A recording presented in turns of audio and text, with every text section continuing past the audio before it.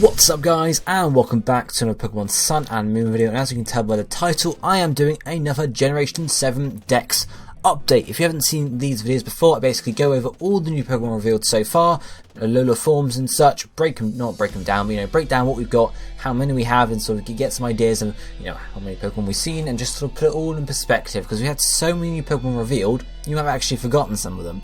So we're going to go through and see. Basically that's it.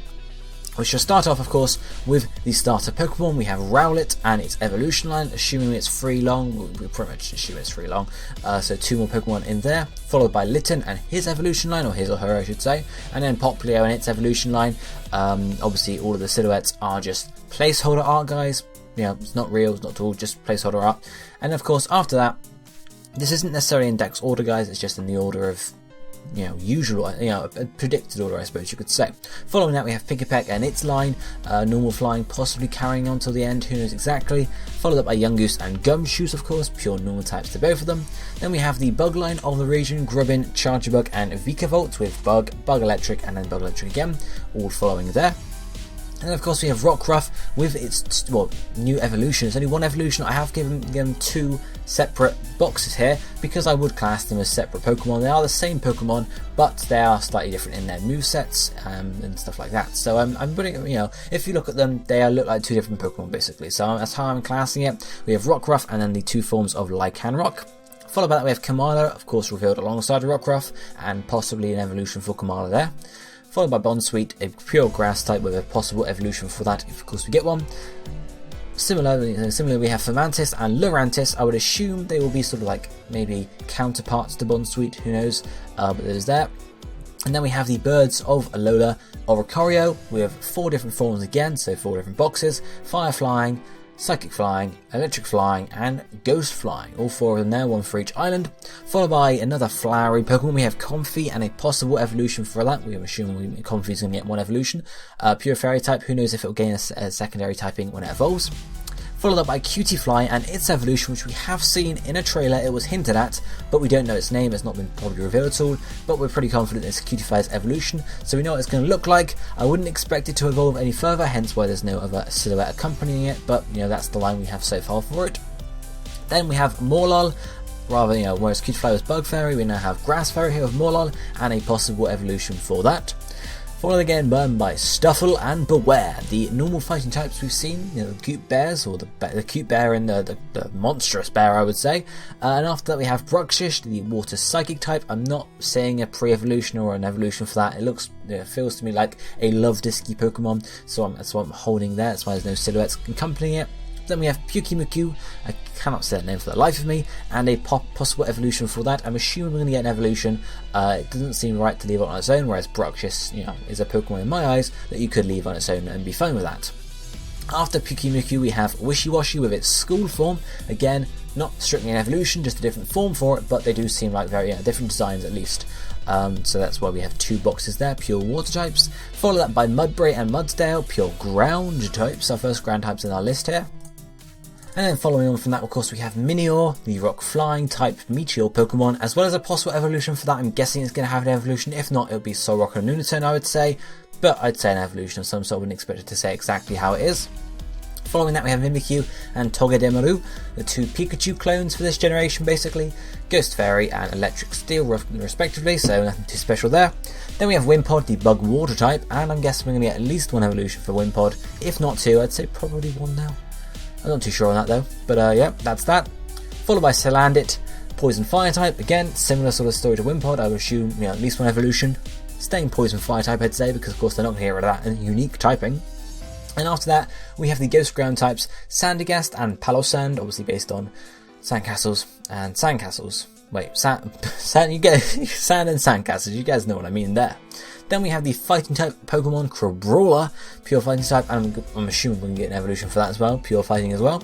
And then we have another new fighting type which is just revealed today, which is Passimium, which is a lemur of sorts, pure fighting type, and of course the respective sort of exclusive Pokemon in Pokemon Moon, which is Oranguru, the normal psychic type, which is quite an interesting Pokemon.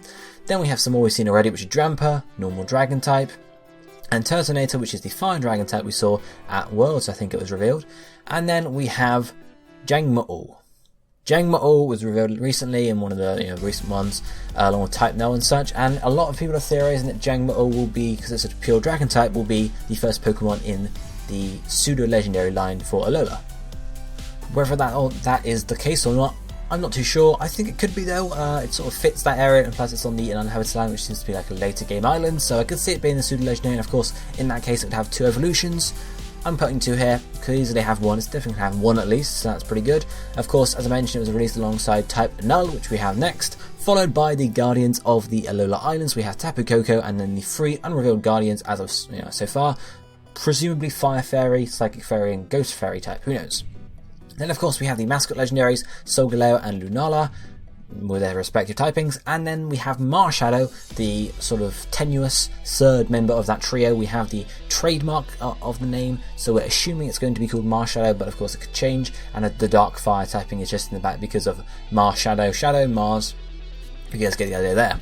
Then of course we have Magearna, who is one of the mythical Pokemon for this generation. Revealed a long time ago though, so it feels weird to say that now. Then of course we have the Alola Forms to look at, starting off with Rattata and Raticate, the dark normal types, as the first ones of the in the Pokédex order that have Alola Forms.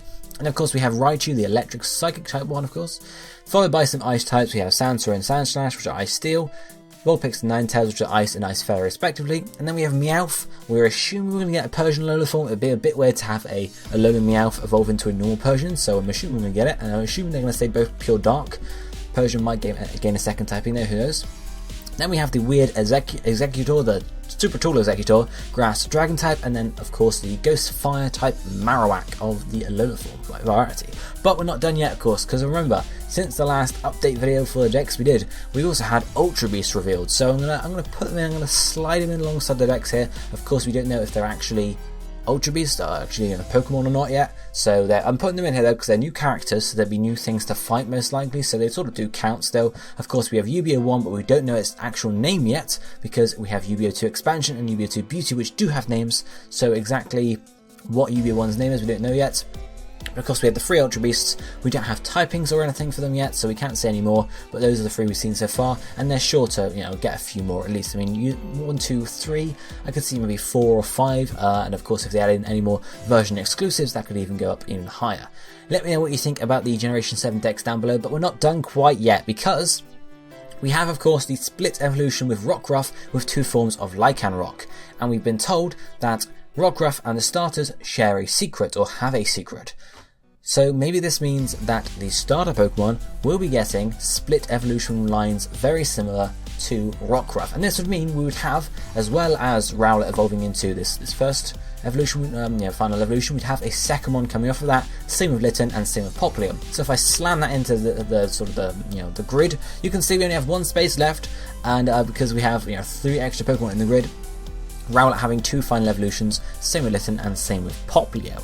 They could even split at the first evolution mark. We don't know yet, we haven't had the first sort of evolution marks, first evolution stages revealed yet for any of the starters, but it's possible that when Rowlet evolves, it could evolve into 1 type, 1 form in Sun and 1 form in Moon, so we could even get 2, 5 basically, a 5 long evolution line sort of thing for each starter Pokemon, or 5 forms, 5 designs for each starter Pokemon. That would be really interesting in my opinion. I'm not sure if they go down the route there or just give the final evolution split, because that would make a lot of sense. It'd be a bit more simple as well.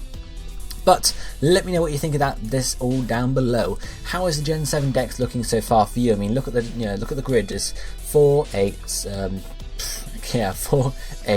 12, 13 long, and it's 3, 6, 7 tall. So that's maths in the off the top of my head here. That is 91 minus, of course, the extra space. That's 90 sort of, I guess, forms or designs.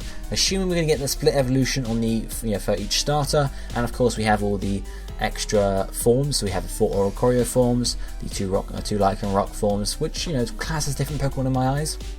So we're up to 90 basically revealed new, not new Pokemon as such, because of course we have the Alola forms, but new things to use, different things. I can't explain. New characters, I suppose, is the best way to do it, because of course we're including Ultra Beasts in that as well. But let me know how many more you think we're going to get for Generation 7. Do you expect to get like, 30, 40 more? Do you think there's going to be like just 10 more because we've got most of them already? Or do you think there's going to be a load more similar to Generation 5? Let me know what you think down below in the comment section. And of course, if you like the video, be sure to hit the like button, because that's what it means. Like and like, makes a lot of sense. But for now, this is going to be it for me for today. I shall be seeing you next time. Thank you for watching. Goodbye, my friends.